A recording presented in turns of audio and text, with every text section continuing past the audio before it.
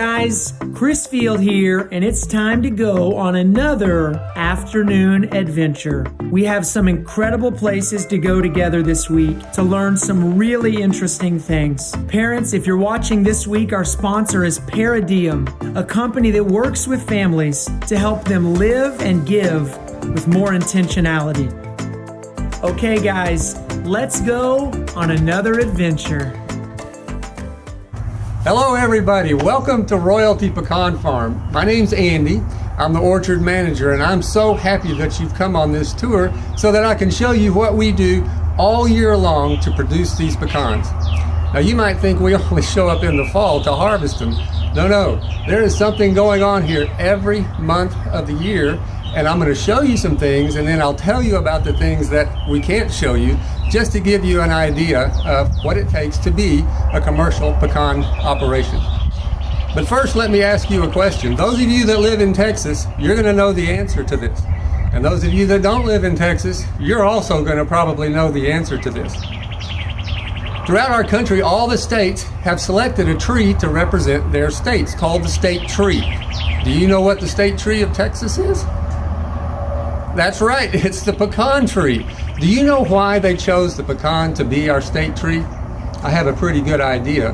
Well, let me tell you, when the world grew up and all the plants were growing in different parts of the world, the pecan only grew up in this part of North America. From northern Mexico through central Texas, where we are, on into Oklahoma, and then just a little bit north, the pecans grew up and established themselves in a wild grove throughout the river bottoms and the streams and the floodplains of the waterways of this part of North America.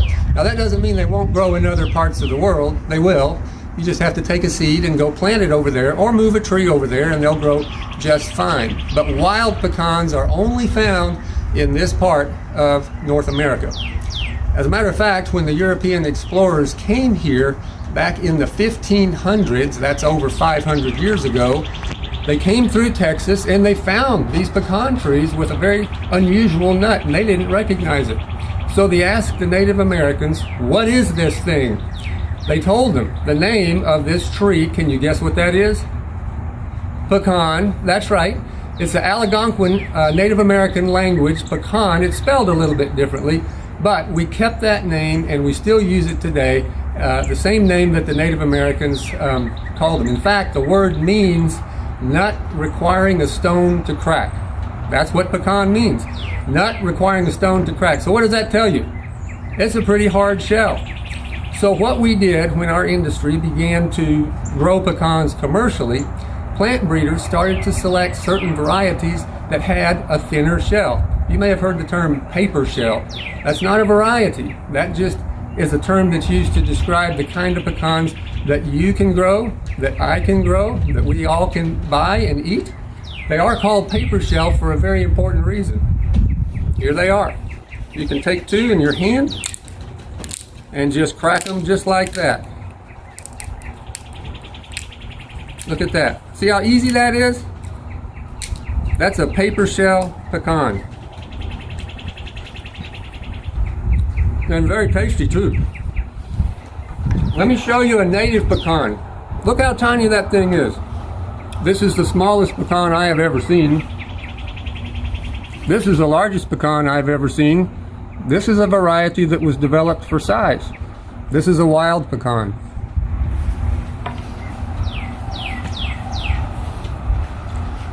So before we go down to the orchard, let me tell you a little bit about the farm. We have 500 acres of trees. That's 13,000 trees, and that's a lot. But I don't see them around here. Where do you suppose they are? Look that way. That is the Brazos River floodplain, the river bottom. That's where the orchard starts, and it goes an entire mile out that way, and another mile to the right. We're going to drive down there in just a minute, and I'm going to show you some very interesting things about pecan trees that you can go and explore yourself, maybe in a city park, or you might even have a pecan tree in your own yard, and you can discover these things too. Come on. Well, here we are down in the orchard, surrounded by 13,000 pecan trees. You heard me mention a moment ago that pecans come in different varieties. Well, there's over 200 different pecan varieties, and we only grow 6 of them. So you might be asking yourself, why don't you just grow one? Doesn't that make more sense? Well, it would be easier, but it's not something that's you see, pecans are not unique in the fact that they have both the male and the female flowers on the same tree. Now I'm talking about the pollen-producing flowers and the nut-producing flowers. They're both on the same tree, but they're not really good at self-pollination. They will, but they're not really efficient. I'm standing next to a tree that's just covered with both kinds of flowers. Now you may look at that tree and say, there's no flowers on that tree. Well, there are, because if you're thinking of a flower, normally you would be thinking of something that's colorful, something that's aromatic, which means it smells good. But pecans are not like that because they aren't dependent upon bees or insects to pollinate it. That's why their flowers are not colorful and aromatic. They don't need to attract bees for pollination. It's all done by the wind. And so on this tree we have those 2 kinds of flowers. Let's take a look at them. These are the pollen producing flowers. These are called catkins, and on there are dozens and dozens of tiny little flowers. Now you may not see them as flowers, but if you take a close look with a magnifying glass, I don't know if you can see that at all, but if you had a magnifying glass and if you had a pecan tree, maybe your parents can take you to a local park, or a neighbor has a tree that you could examine with a magnifying glass, you would notice that those are covered with tiny little flowers and they're full of pollen. Now the other kind of flower on this tree, it grows on the tip of the growing shoots. Here it is, right here. You see, there's a tiny little cluster of flowers. There's a better one right over here. Let's take a look right over here. There we go. Look at that. You see those tiny little flowers? Those are going to produce the nuts in the fall. Now then, every variety can be described one of 2 ways. Now here's a really big word. Protandrous is one. That means the pollen is shed before the nut-producing flower is ready for it. That's called protandrous. Other varieties are called protogynous. That means the flower that's going to produce the nut is ready for pollen, but the pollen on that same tree isn't being shed yet. You see the problem? We have to have efficient pollination if we're going to stay commercially viable. So we plant protandrous varieties and protogynous varieties in close proximity to each other so that when the pollen is shed from this tree, it blows over to the next variety that's ready for it. And then a few days later, the pollen from that tree blows back this way and pollinates this flower. That ensures good, solid pollination so that we know we'll have a good crop set. Now, if you're concerned about the pecan tree in your yard or maybe in the park that you think you may not be getting pecans to pick up this fall, don't worry about it. Pecans will self-pollinate and you will get a few, but the chances are your neighbor on the next block or somebody down the street also has a pecan tree that will very likely pollinate your tree and you will pollinate theirs. So there's no need to try to get 2 different trees. Now then, this is an interesting thing. If you've got have you heard of a mulberry tree? Maybe you haven't. Mulberries and cottonwoods are just the opposite. They have a boy tree and a girl tree. They're on separate trees. They have pollen producing trees and fruit producing trees, but they're not on the same tree like pecans are. Okay, let me go and ask you a question now and see if you know the answer to these things. What are 3 things that every plant has to have in order to survive? If any one of them is missing, the plant is going to die. If you said water, you would be absolutely right. Without water, a plant is going to die. What's another one? Sunlight. Of course, plants have to have sunlight. Without sunlight, the plants are going to die. What's the third one? Some of you said oxygen. Some of you said nitrogen, phosphorus, potassium. You would all be right, but what I'm thinking about collectively of all of those things are nutrients. Plants have to have nutrients. Through the process of photosynthesis, they take the water and the nutrients and combine them to make their own food. Plants can make their own food through photosynthesis. So any one of those three things is missing, the plant's going to die. But if any one of those three things is in short supply, the plants are going to get sick, right? If they don't have enough water, they're going to get sick. If they don't have enough nutrients, they'll get sick. And without enough sunlight, they can't make food, and so they're going to get sick. So if you want to describe the way we manage these trees in a very simple terms, it's that we provide enough nutrients, enough water, and enough sunlight to keep the trees from going into stress or from getting sick. That way, they can do what God designed them to do in the first place and make seeds. So let's talk about each one of them. How would we manage, say, the water? We get 40 inches of rainfall here in central Texas. It doesn't always come when the trees need it. If you said irrigation, you would be correct. We have a buried drip system. It's underground. It's 15 inches underground, and it delivers water right to the root zone. You see that emitter right there? The water comes out of there.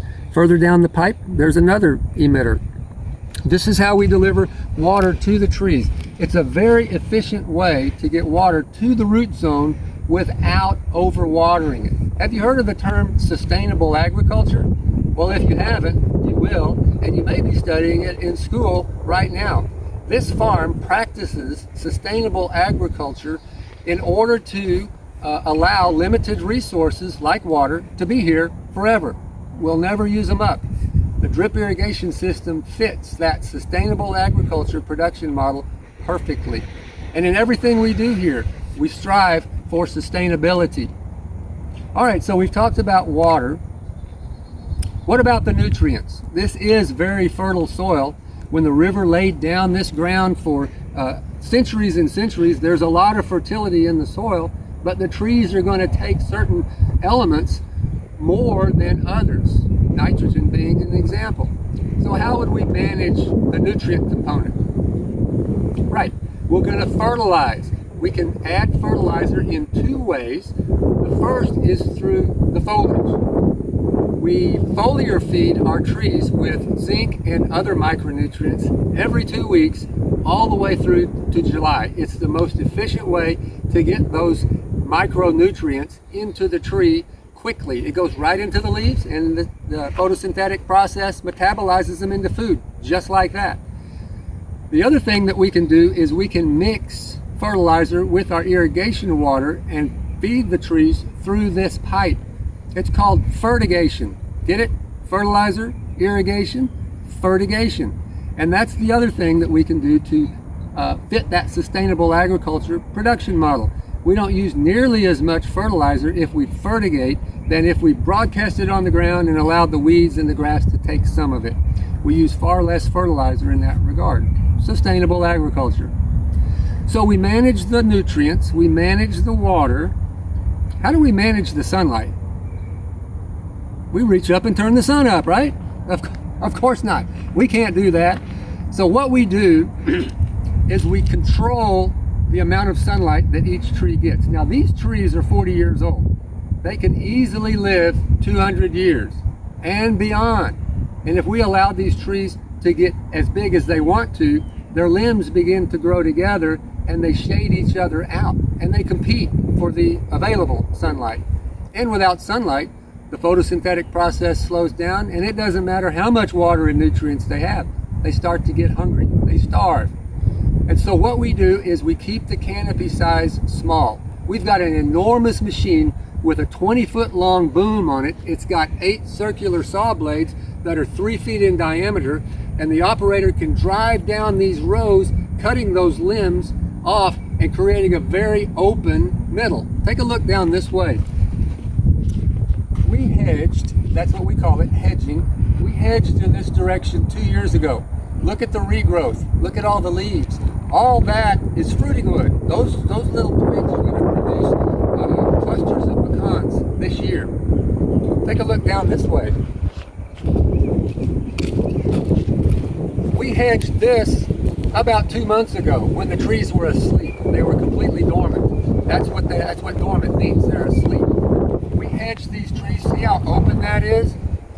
That's going to allow sunlight around every single tree in this orchard so that the photosynthetic engine can operate at peak efficiency and use the water and the nutrients to make food for the trees. In essence, we've created a smaller tree that's more vigorous and more productive. So that's what we do from April, right now, all the way through the summer until, the beginning of October. That's our growing season, about 6 months.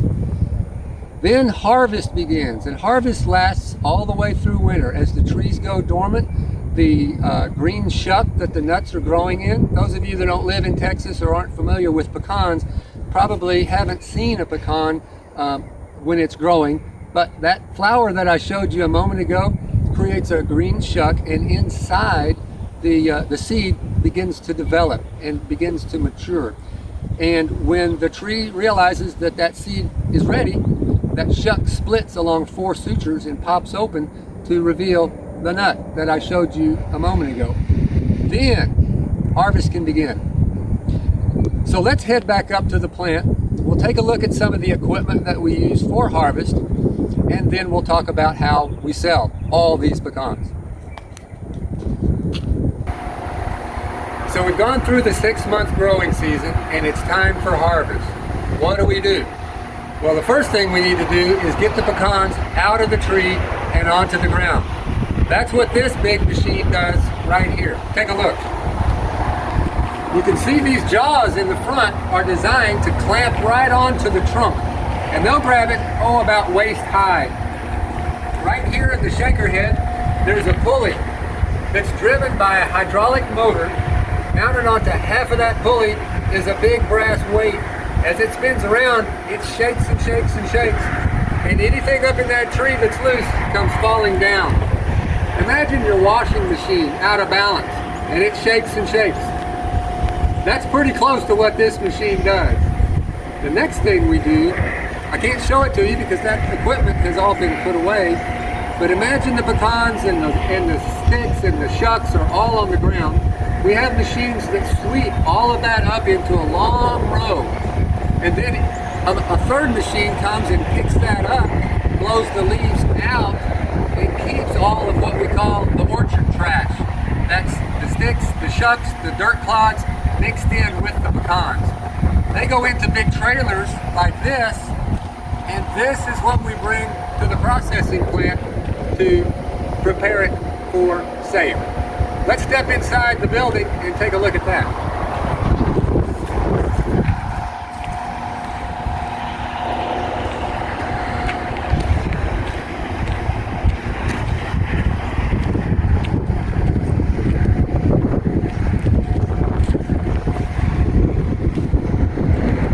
Everything that you see here is really noisy. If you came on a tour in the fall, one Saturday, when we were operating, we wouldn't be able to talk while all this was running.